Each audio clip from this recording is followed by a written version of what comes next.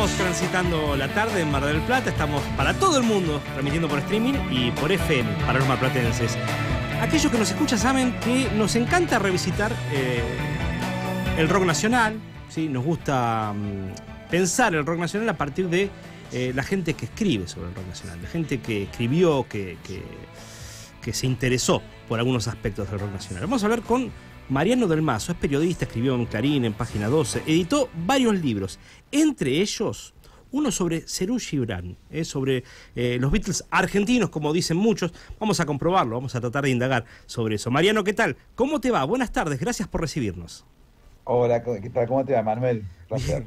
Bien, bien. Ya tiene un año el libro ¿no? Entre lujurias y represión.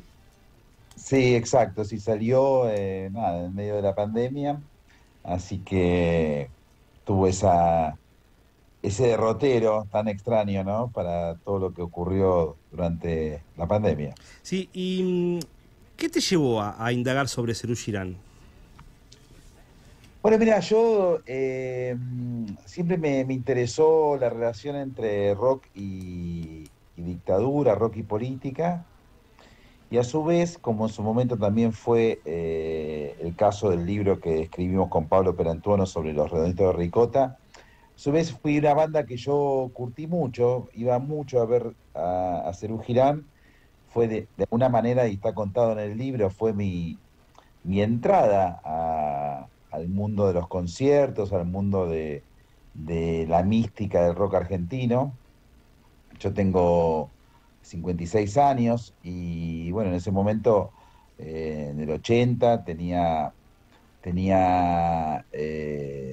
15 años e iba a ver a Serú Girán y me sorprendía mucho todo lo que estaba pasando, no solo desde el punto de vista musical, que era muy fuerte. A mí ya me gustaba mucho Charly García, la época de La Máquina de Hacer Pájaros, pero más allá de lo musical me parecía muy fuerte lo que estaba pasando en términos sociales y políticos, la efervescencia, el empezar a moverse un poco, que haya un poquito más de liberación de cuerpos. Ahora parece medio extraño, pero en aquellos tiempos los conciertos de rock se escuchaban sentados, Claro. y el que bailaba estaba mal visto, lo llamaban cirquero. Era una Bueno, transgresión. eso tiene que ver con un cambio cultural muy grande que no es ajeno a la situación de dictadura que vivió el país, una dictadura tremenda, que yo la atravesé en todo el secundario. Claro. ¿Notás que este libro también sale de alguna manera en paralelo con una revalorización de la juventud? Yo noto que Serú Girán es una banda como que se volvió a revalorizar más que nada en las generaciones nuevas, ¿no? Sí, sí, es verdad. Ocurrió una suerte de revalorización de Serú Girán que cuando yo empecé a investigar el libro no existía, era una banda de Charly, Serú. Claro. Y yo creo que sí, después sí tuvo que ver, me parece, con que fueron siendo reeditados dos discos de Serú Girán en vinilo. El primero que reeditaron con la tarea de Inamu fue La Grasa de las Capitales, que es un disco muy importante. En realidad todos son importantes, pero La Grasa de las Capitales fue muy importante por su tapa, por su impacto, porque fue el disco con el cual Serú Girán revirtió un mal comienzo. Y después reeditaron el primer disco de Serú Girán, el que fue el causante de ese mal comienzo, que es el disco que fue grabado en Brasil, en San Pablo. Entonces se empezó a hablar más de Serú Girán, aparecieron juntos Aznar, Le Bon y Charly, y sí, sí hubo una suerte de reentré. Empezaron a hacer conciertos juntos Aznar y Le Bon, haciendo repertorios básicamente de Serú. Cuando yo empecé a hacer el libro no era tan así, de Claro. hecho era curioso hacer un libro, que fue mi intención original fue hacer un libro sobre Serú Girán y no un libro sobre una banda de Charly García. Ajá. No es fácil, no fue fácil porque la potencia de Charly es muy grande, la influencia de Charly es muy grande, y eso traté de hacer, hablar de la banda, tratar de poner con todo el esfuerzo del mundo en un mismo plano a Le Bon, Aznar, Moro y Charly. Hablaste por lo menos con varios de ellos, ¿no? Me imagino hiciste Mira, varias yo cosas. durante toda mi trayectoria periodística, que ya soy viejo, es bastante larga.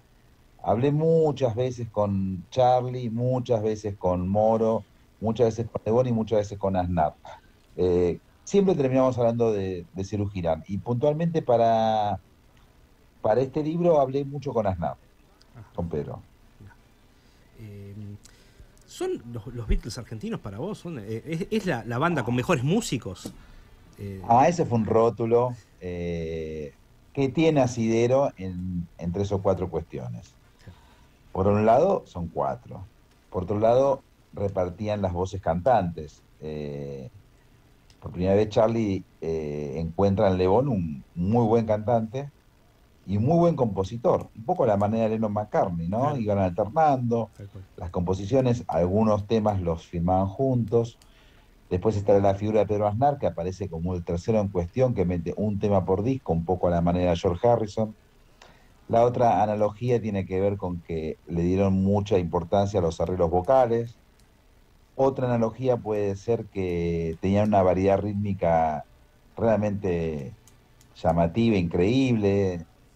Serú Girán podía hacer un rock and roll, podía hacer una balada, podía hacer un tango, podía hacer un blues, y nunca dejaban de ser Serú Girán.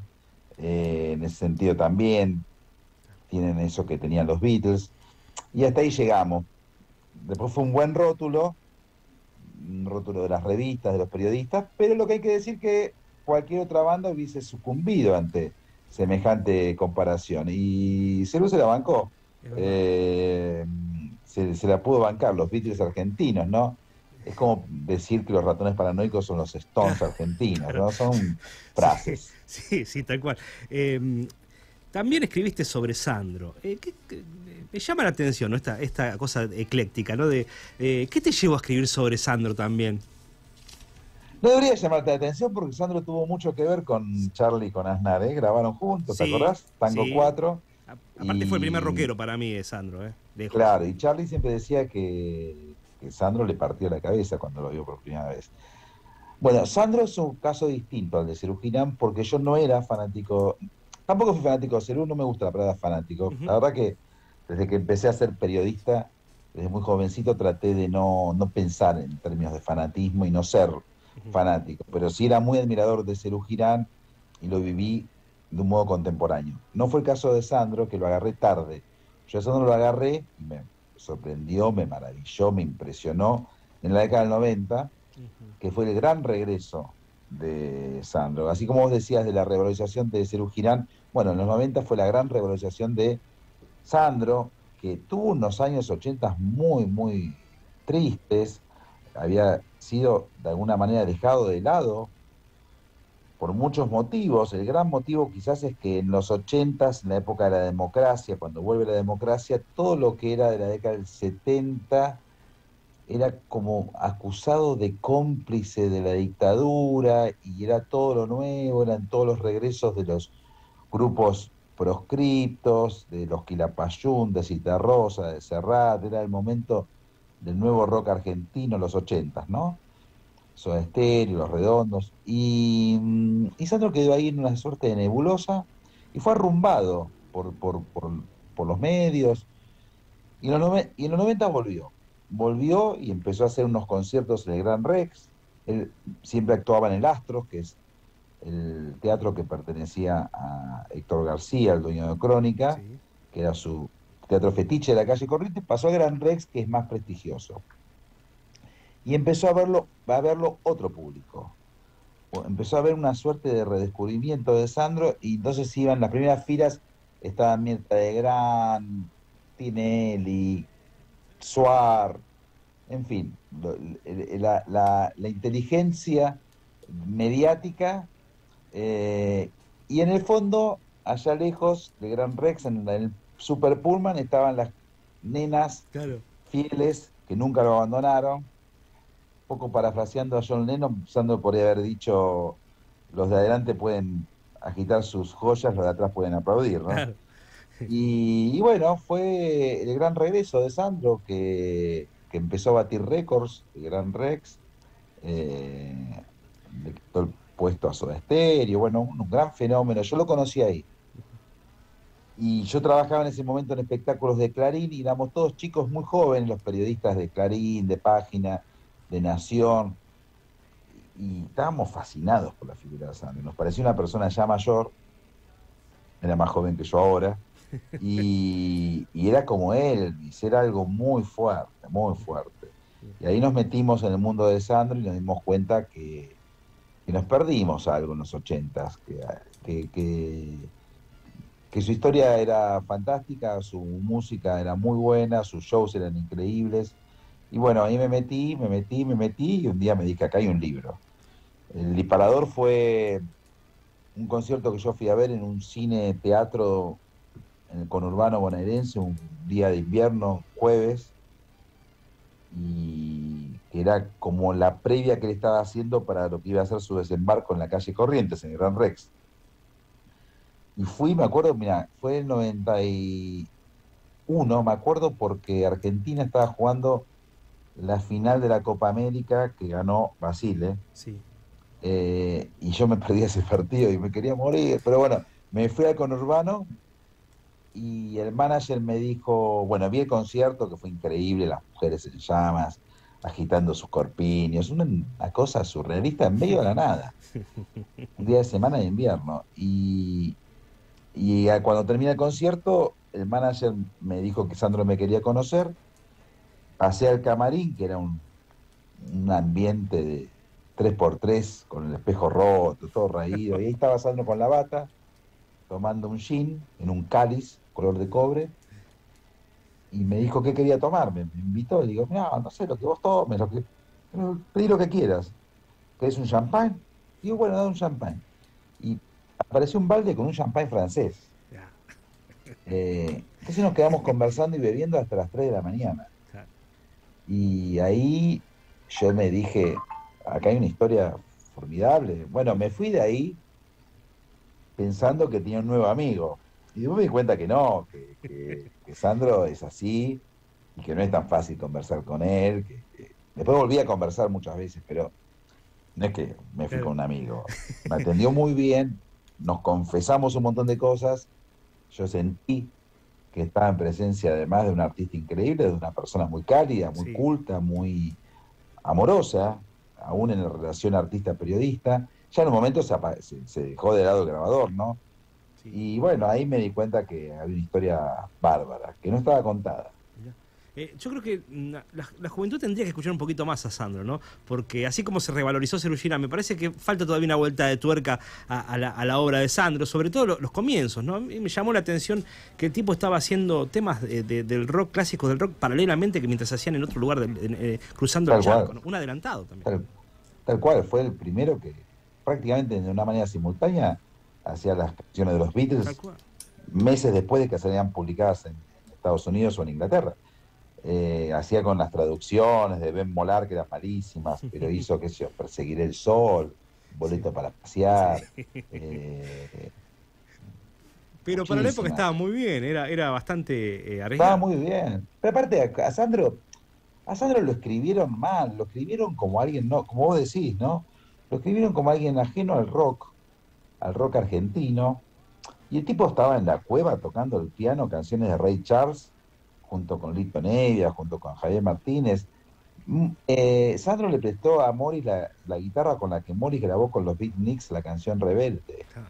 Lo que pasa es que Sandro tenía éxito y parecería que para ser bohemio tenés que ser un tipo que no tiene un peso. Tal Y cual. Sandro era bohemio y a su vez le iba bien. Pero era bohemio. De hecho, murió por la bohemia, porque le gustaba fumar, le gustaba quedarse con los amigos tomando copas. Hasta tarde. Tarde, muy tarde se dio cuenta de cómo puede matar el tabaco, pero era una persona con un pulso Sí, muy artístico y además comercial. claro. Nada muy lejano a lo que era los Gatos o lo que quisieron ser los Beatniks. Nada más que a él le fue bien, Sí, sí, sí. enseguida. Y con una amplitud musical increíble, porque tenía temas muy sentidos, muy profundos y cosas, qué sé yo, un rock o un tema... yo creo que nadie describió la sexualidad tan bien como Sandro en una canción, ¿no? Como por ejemplo Tirigal. Tenía esa cosa, bueno, tan multifacética. Estamos repasando un poco la la historia de Mariano del Mazo. Y hay que también hablar que escribiste sobre Los Redondos Sí. hace un tiempo. Bueno, y tuviste ahí como, en realidad el indio no recibió muy bien algunas cosas del libro. Hoy a la distancia, ¿cómo está esa situación? ¿Cómo lo ves? ¿Cómo tomás ese hecho? No, pero el indio, ¿por qué decís que no recibió bien? Porque se quejó de una cosa que había escrito en su momento sobre el... No, no, él se quejó de una cosa que escribí yo en una nota, Ah, tenés razón, en Clarín. en tiempo de seis siete Tenés ocho. razón. Esa fue una operación muy canalla. eh, si querés la recordamos. Yo había escrito el libro, el indio no dijo nada, a Sky le gustó mucho. Que el indio no dijera nada ya es un elogio. Sí. No, el libro estuvo muy bien.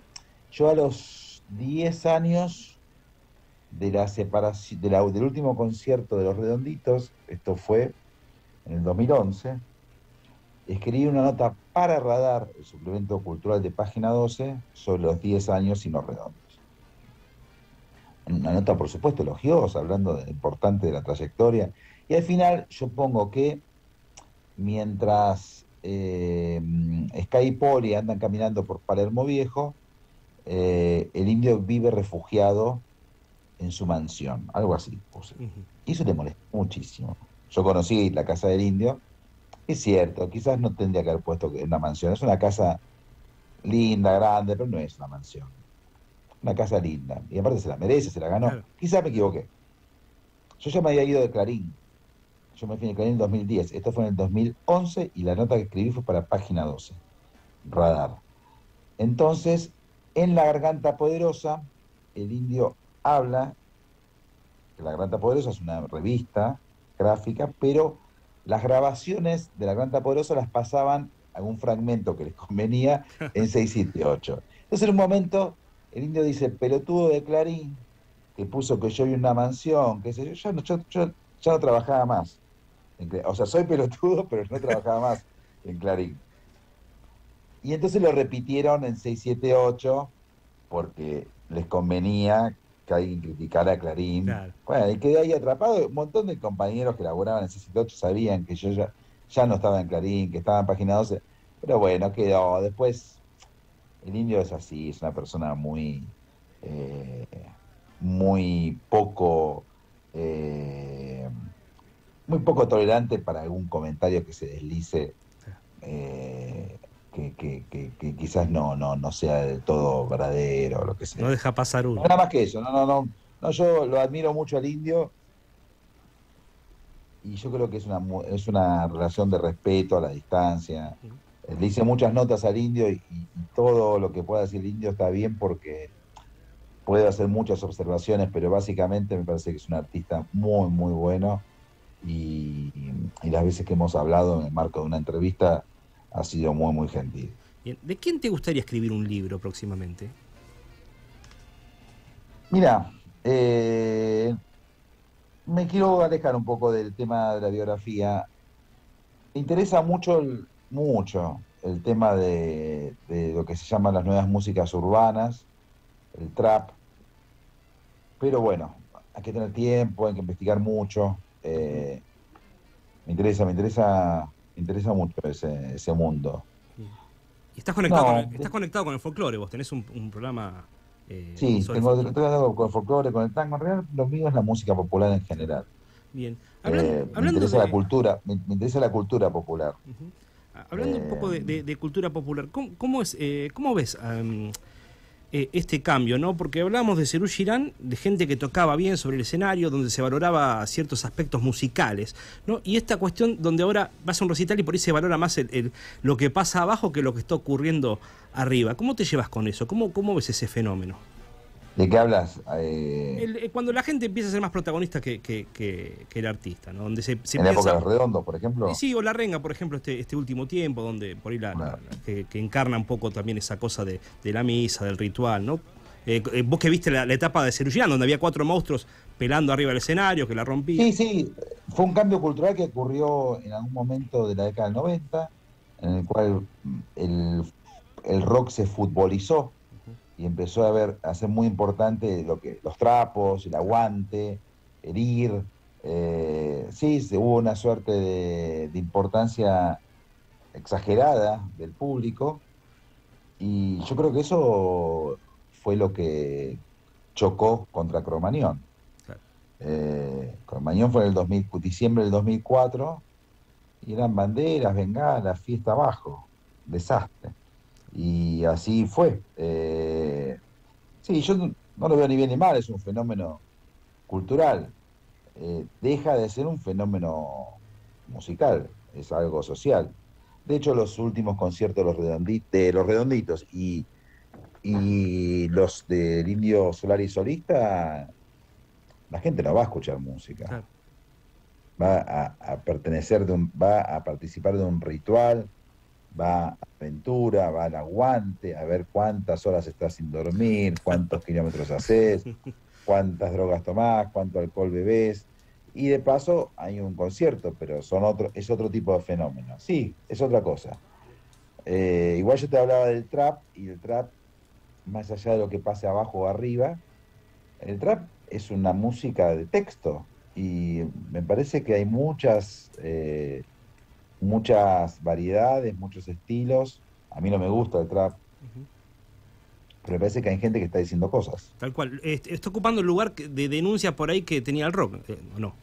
Sí, sí, sí, sí. Estoy ocupando en lugar del rock, también en el sentido del rechazo que tienen los rockeros. Los rockeros se volvieron los tangueros Claro. de la década del 70. El Claro. tanguero de la década del 70 no entendía a Aquelarre, a Almendra, a Papo. Decía esto.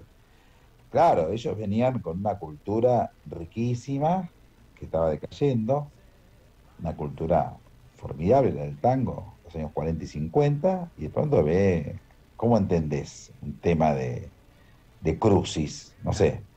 Bueno, es lo que le está pasando a los rockeros con los traperos. No entienden, no entienden, y está bien que no entiendan. Es que no tenemos que entender Claro, nosotros. claro. Tienen que entender los chicos de 20. Por eso para mí es un esfuerzo meterme en eso, porque no, naturalmente no me sale. Ujú. Qué gran Si metáfora que yo acabas de tengo, dar. yo tengo el deseo acá de estar en mi casa, una noche tranquilo, no voy a poner trap. Voy a poner alguna música quizás de los 90, 80. Sí, sí. Mariano, si queremos conseguir los libros, están, bueno, los tres se pueden conseguir, tanto el de los Redondos, el de Sandro y el de Cerú.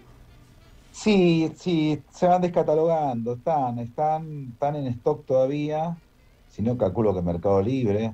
Eh, el de Los Redondos fue reeditado hace un año, le fue muy bien en la reedición, una reedición con agregados y con un prólogo muy bueno de Mariana Enríquez, la escritora Mariana Enríquez. Están, hay que pedirlos y encargarlos, y si no, de última, Mercado Libre. Pero están, Bien. están. Todo esto es un tema ese con los libros, porque a los 3 4 años ya un libro es viejo y deja de Sí, conseguirse. sí, sí, tal cual, por eso O te, sea, te preguntaba. Incluso en la Feria del Libro, que yo estuve por allá, me era muy difícil también por la poca explicación que había conseguir algunas cosas, ¿no? Pese que estaba en la Feria del Libro, digo, había poca ayuda para el que por ahí no está en el ambiente, ¿viste? ¿Dónde conseguir esto? ¿Dónde conseguir aquello? No. Como que, claro, y me pasó que muchas cosas no las pude conseguir. sí, es Y, así. bueno, Mariano, te agradecemos muchísimo por esta charla, estos minutos que nos diste, y bueno, te mandamos un abrazo grande. Bueno, no, gracias a vos, Emanuel. Bien, hablamos con Abrazo. Mariano del Mazo, periodista. Hablamos sobre los libros que editó, en este caso el de Cerú Girán, que lo pueden conseguir, como dijo, en las librerías y en Mercado Libre. Esto se llama Hay cosas peores.